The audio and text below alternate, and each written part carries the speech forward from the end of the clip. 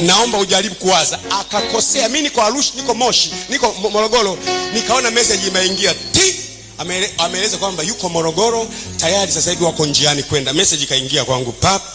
Ilipoingia tu nikazima simu, kaweka simu. Kaambia Pastor Bihagaze kulikuwa na mkutano wa maaskofu Arusha.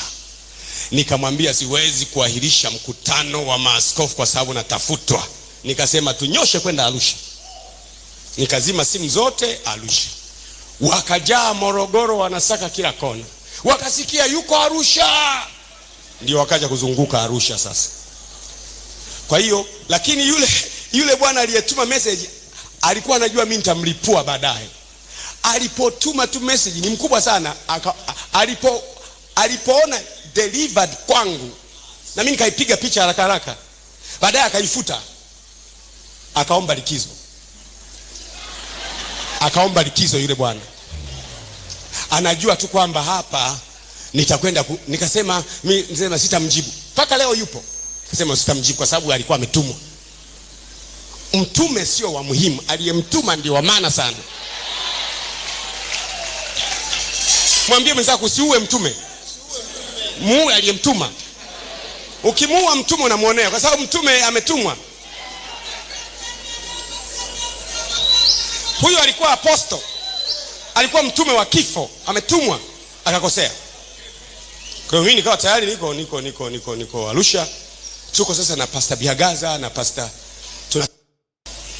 tukasema okay, tukamwomba Mungu. Dakika chache tu, sisi tuna akili ya mbinguni. Wewe amini hayo. Hebu sema nina akili ya mbinguni. Tuna magari mawili. Tukaambiwa na watu, of course walikuwepo wengine wa Samaria wema. Tukatoka Arusha. Tuna magari mawili. Tukaambiwa na watu, of course walikuwepo wengine wa Samaria wema ndani humo ya kina Kikwete, wanaosema bwana hapo mahala fulani inatokeaga kuna mageti. Sasa mtu mmoja ambaye namjua alikuwa mshika wetu hapa, akaniambia, akachukua namba ya mtu mwingine, akaniambia baba ndio umekwisha, ambaye namjua, of course ni mtu loyo, akasema ndio umekwisha, kwa sababu aliyekabidhiwa jukumu hiyo ni mtu namjua, ni mtu katili, yani ndio umekwisha baba. Nikamwambia mwanangu, ni dakika 50 uwanjani, kabla dakika 90 hazijatimia, matokeo bado hayatabiriki. Nipo. Nikamwambia mwanangu nipo, asante, usinipigie tena. Asante kwa taarifa hiyo lakini nipo. Akasema sasa sitakupigia tena kwa sababu mimi mwenyewe niko kwenye hatari. Nikamwambia asante, nipo. Dakika ndio stili uwanjani hapa. Na mimi nimevaa jezi zote na madaluga yote na niko tayari. Niko tayari, mwambie wenzako niko tayari. Hebu sema niko tayari kuyatimiza makusudi ya Mungu kwa gharama yote. Niko tayari. Ukisema tu uko tayari, Mungu anakuvisha uwezo. Mungu anakuvisha nini? Uwezo. Basi tukamwomba Mungu kidogo pembeni barabarani. Baadaye tukamwambia Mwangasa, wewe tangulia kule na gari yako binafsi, ukaangalie mageti hayo yapo. Ukisimamishwa tu kwenye mageti hayo, wewe piga simu uweke loudspeaker, alafu fungue dirisha uweke pale simu, yani tunasikia mnayoongea na wanaokuhoji. Piga simu uiweke mahali. Kweli Mwangasa kaenda, akafika kule, kapiga simu, tunasikia wanavyoongea. Wewe ni Gwajima? Si tuko nyuma kidogo kama kilomita 1. Geti la pili akasema jamaa wapo. Geti la tatu wapo. Mji umezungukwa. Mimi nikaomba tena, nikamwambia Pastor Bihagaze, je, mtu akipita na pikipiki na bajaji, je, na mwenyewe anamuhisi kwamba Gwajima yumo ndani? Nikamuuliza hivyo. Akasema ni wazo zuri. Nikamwambia cha kwanza tufanye experiment. Wewe chukua bodaboda hapa. Usiku saa 2 vaa helmet, sababu bodaboda zipo. Pita pale. Utaona je, na mtu akiwa na bodaboda wanahisia anaweza kuwa Gwajima yule, kwamba yule ana helicopter leo amepanda bodaboda, watahisi ni yeye. Wewe nenda. Huyu Bihagaze unayemuona huyu akachukua bodaboda hapa, vaa helmet, akapita pale kwenye lindo pale. Alipofika pale, wenye bodaboda upande huu, wenye bodaboda wanapita, wenye magari wapo. Akaniambia bwana, bodaboda hawakagui. Nikamwambia rudi tena na hiyo bodaboda ya mtu. Kumbuka aliyetupewa na bodaboda hajui nini kinaendelea. Akarudi na bodaboda na akapita pale. Nikamwambia wewe baki kwenye pointi, baki na gari. Mimi napanda bodaboda na wafuata hapo hapo walipo. Unaelewa? Kwa hiyo na mimi nikapanda bodaboda. Kufika pale wenye bodaboda upande huu huyo. Nikaondoka pale. Alafu Pastor Biagaze ndiye anakuja nyuma na gari, anapita kwenye lindo. Wanamkagua, anamwambia nenda. Katikati hapo Pastor Biagaze huyo hapa. Tuingie kwenye gari tena. Kwenye gari tena, kule mbele wapo. Sema tusubiri bodaboda tena. Bodaboda inapita na kwenda tena. Wapo, subiri bodaboda tena. Paka Dar es Salaam. Ninaomba ujaribu kufikiria mpaka Dar es Salaam. Mimi napoona Paulo alishushwa kwenye kikapu naelewa.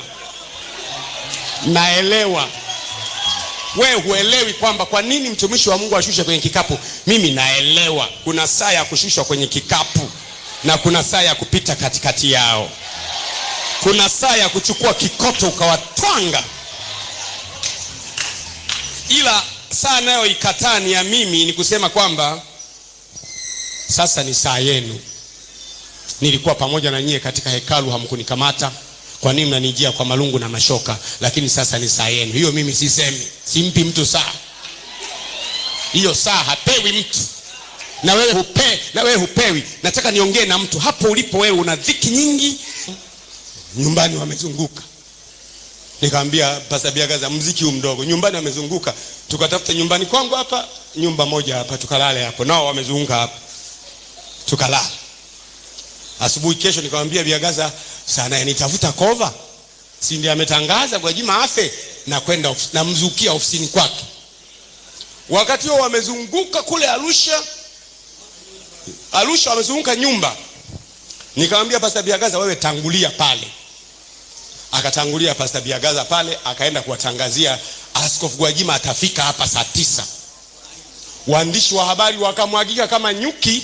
Kova akawatangazia kwamba Gwajima hayuko hapa, yuko Arusha. Hawezi kufika hapa, hicho kitu hakipo. Tawanyikeni. Biagaza yuko pale. Nikamwambia Biagaza wasisitize nipo. Unaelewa eh? Anawatawanya waandishi wa habari, wanakuwa kwa na wasiwasi. Jamani, inakuaje jamani? Yupo kweli? Ninasema yuko kule Arusha. Nikamwambia waambie yupo. Wakati mimi nikavaa kabisa vizuri, nikasaa nibadilishe tune sasa. Kwa sababu niko mjini hapa, hakuna mtu ambaye hawezi kunifahamu. Nibadilishe tune sasa, nikasema Yesu yu ndani yangu na mimi ni ndani ya Yesu. Na mimi na Yesu tuko umoja. Ndani yake tunaishi, ndani yake tunakwenda, tunakuwa na uhai wetu. Akawatokea ana sura nyingine, wakafumbwa macho wasimtambue. Kwa hiyo nikasema mimi nageuka, navaa sura nyingine, ninaendesha moja kwa moja mpaka pale polisi, naingia hivi. Ndiyo najitambulisha mwenyewe. Nikachukua dereva nafikiri alikuwa Mwangasa kama sikosei. Kwenda pale. Mpaka nikafika pale, waandishi wa habari wako pale, nagonga kwenye mlango wa kova, kong. Anafungua, mimi ni Gwajima unayenitafuta. Yaani nikasema uliniita. Nataka uniulize sasa, unataka kuniuliza.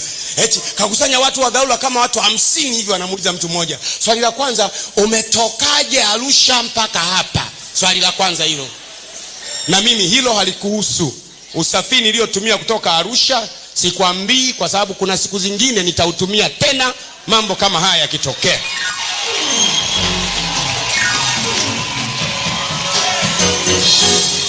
Ilikuwa live hivi.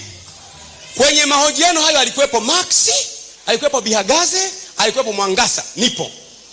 Asema sasa kwa nini wewe unalindwa sana? Nikasema swali zuri. Ukitaka kujua muangalie Papa ana walinzi wengi, mpaka ana gari lina bulletproof. Analindwa sana ingawa ni baba mtakatifu. Sasa mimi hata sijawa baba mtakatifu, kwa nini silindwe?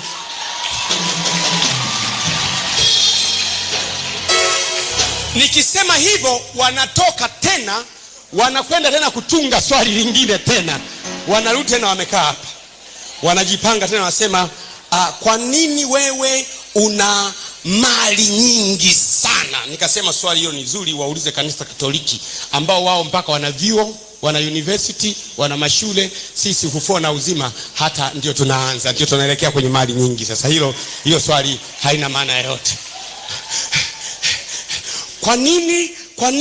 Kwa nini umemfyatua kiongozi wa dini fulani, umemfyatua kiongozi wa dini fulani, umemsema vibaya? Nikasema huyo niliyemfyatua ni askofu mwenzangu. Ni askofu, mimi naongea na askofu mwenzangu. Nyinyi mmekujaje hapa ndani?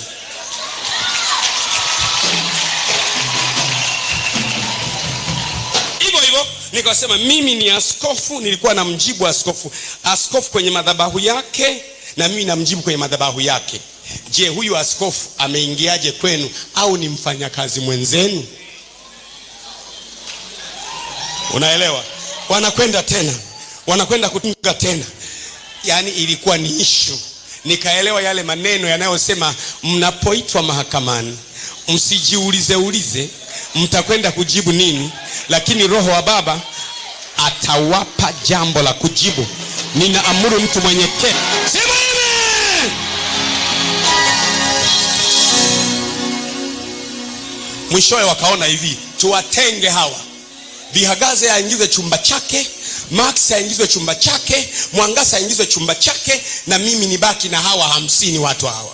Nikasema mimi hata kama mngeweka 100 niko sawa. Tena furahi na smile, niko sawa. Sasa wewe tunasikia kwamba ni Mnigeria. Sikia kwamba wewe ni Mnigeria. Nikasema umenisingizia vibaya. Nisingizie Marekani. Unanisingizia Nigeria tu hapa, unatafuta nini? Nisingizie Marekani mweusi, alafu mnibebe mnipeleke nyumbani kwetu Marekani. Unanisingizia Nigeria kwenda kwa Boko Haram. Nisingizie kitu kizuri. Wewe ni Nigeria, Mtanzania hawi kama hivyo. Anasema Mtanzania kama hivyo. Unajua huyu, anaongea mwingine, unajua huyu hata anapoongea, anapozungumza lafudhi yake, hata Kiingereza yake, hata college yake, huyu sio Mtanzania. Nikamwambia sikiliza, usiwatukane wa Tanzania, kwamba kwa kadri mtu anapoongea Kiingereza pua ndiye anakuwa Mtanzania zaidi. Anasema mimi ni Mtanzania. Ndugu yako, nikamtajia ndugu yako wa kwanza, wa pili, wa tatu, wa nne, wa tano, wa sita. Akasema ndugu yako wa kwanza yuko wapi? Nikamwambia ndugu yangu wa kwanza anafanya kazi serikalini, tena ni mkurugenzi, ofisi ya rais, ni mkurugenzi. Rais yupi? Nikasema huyu ambaye amewatuma. Mwingine huyu. Sema tuelezee habari za ndugu zako. Nikamwambia habari za ndugu zangu wote siwaelezei, kwa sababu niliyeitwa ni mimi, hamkuita ukoo. Mmeniita mimi. Paka maswali kwisha, wakaanza kutafuta, sasa tutafute mbinu nyingine mbadala. Nataka nikwambie neno moja. Unanisikia Hebu sema mimi naishi kwa makusudi.